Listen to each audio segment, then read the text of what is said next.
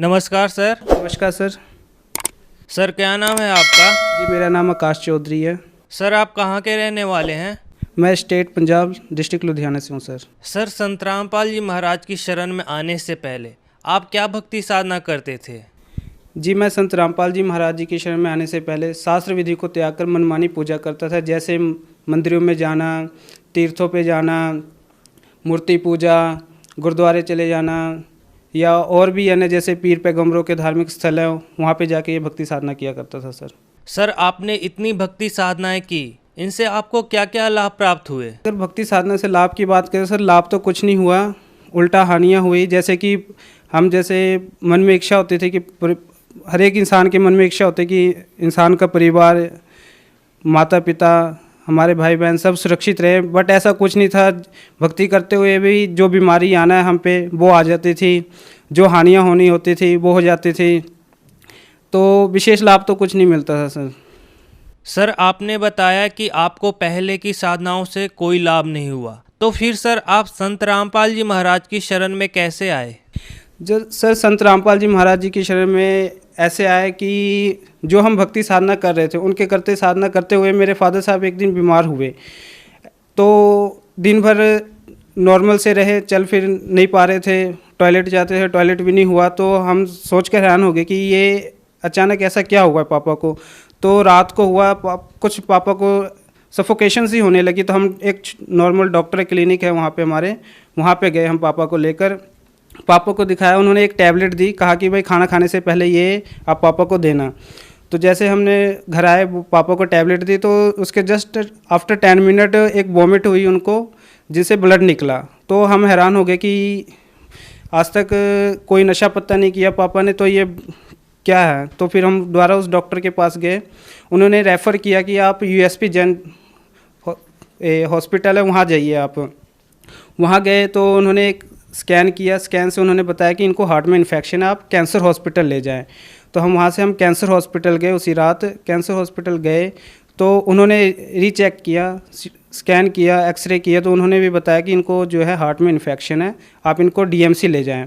तो लुधियाना में एक डीएमसी जो है बड़ा हॉस्पिटल है और सबसे महंगा हॉस्पिटल है, और हम एक छोटे परिवार से थे, इतना पैसा भी हायर नहीं कर सकते थे, अफोर्ड कर सकते थे कि पापा का इलाज करें। फिर भी कैसे करके हम उसी रात पापा को वहाँ लेके गए डीएमसी, उन्होंने एडमिट किया। तो 3-4 दिन हुए थे। तो जैसे कि मैं गुरुद्वारे जाया करता था, तो मैटर लिखा रखा था मैंने मोटरसाइकिल पे वाहेगुरु।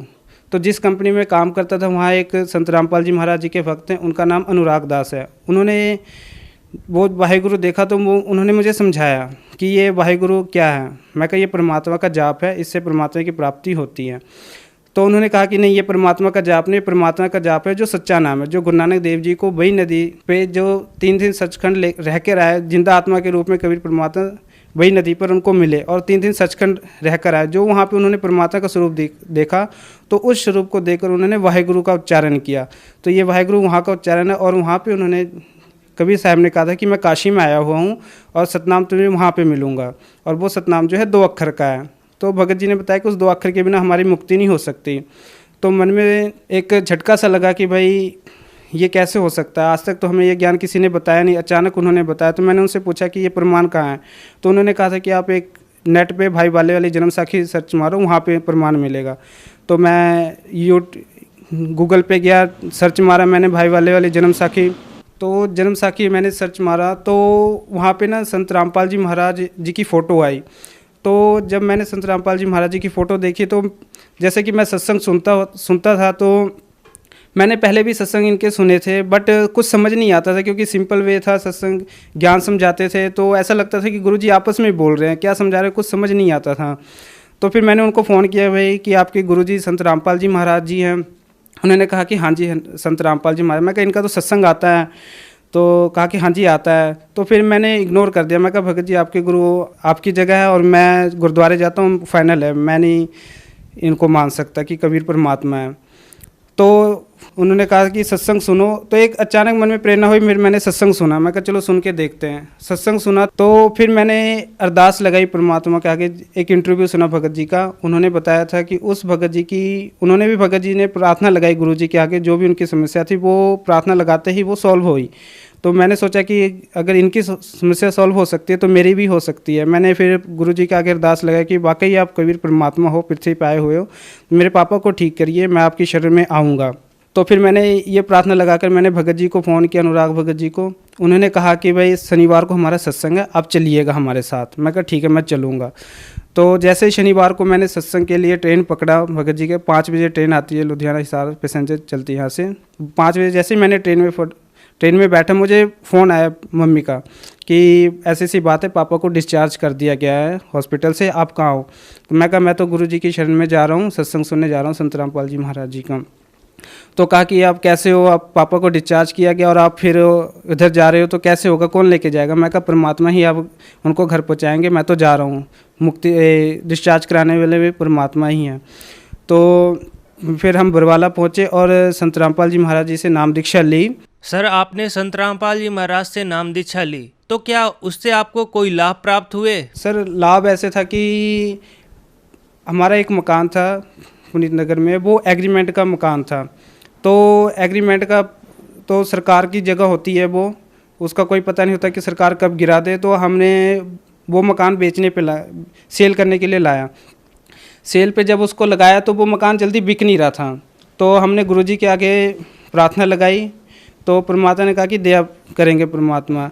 तो वो परमात्मा की दया से वो मकान भी बिक गया और एक रजिस्ट्री वाला प्लॉट था 50 गज का, जितने में वो बिका उतने में हमें वो रजिस्ट्री वाला प्लाट मिला, 50 गज का बना बनाया मकान।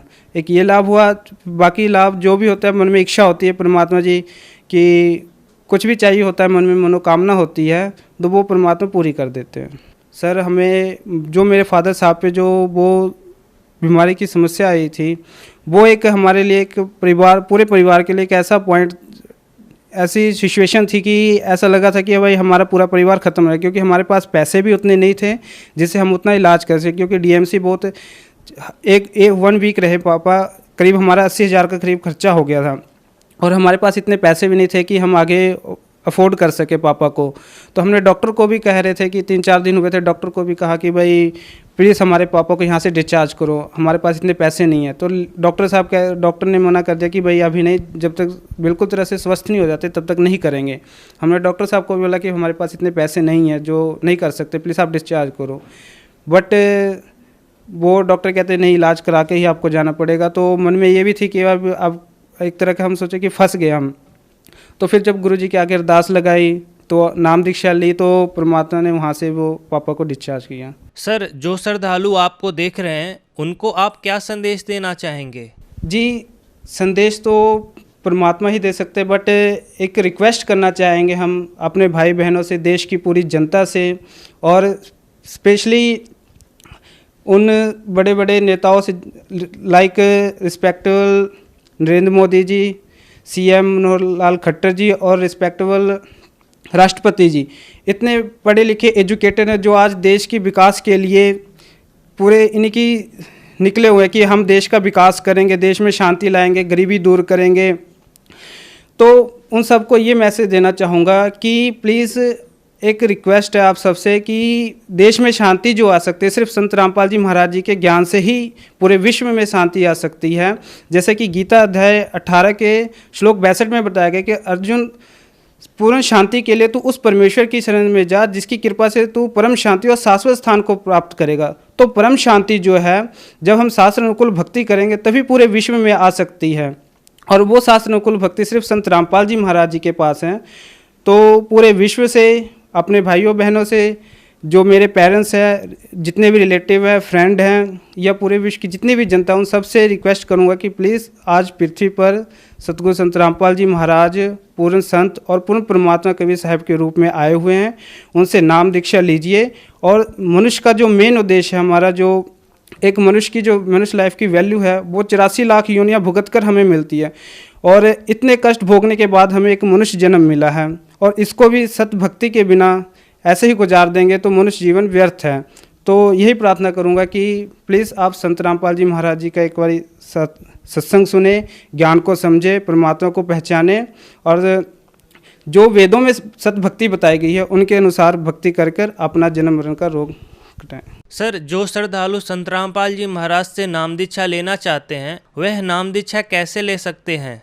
जैसे टीवी पर एवरीडे चैनलों पे संत रामपाल जी महाराज जी का सत्संग आता है, उन सत्संग को सुने, ज्ञान को समझे, और नीचे सत्संग के नीचे चैनल पे एक पीली सी पट्टी होती है, उन पे नंबर लिखे होते हैं। तो अगर आप नाम दीक्षा लेने के इच्छुक हैं तो उन नंबर पे कांटेक्ट करें और वो आपको गाइड करेंगे कि कहाँ से आप जिस भी स्टेट के होंगे वहाँ आपको उसी स्टेट में आपको नाम मिल जाएगा। धन्यवाद सर। जी धन्यवाद, थैंक यू सर।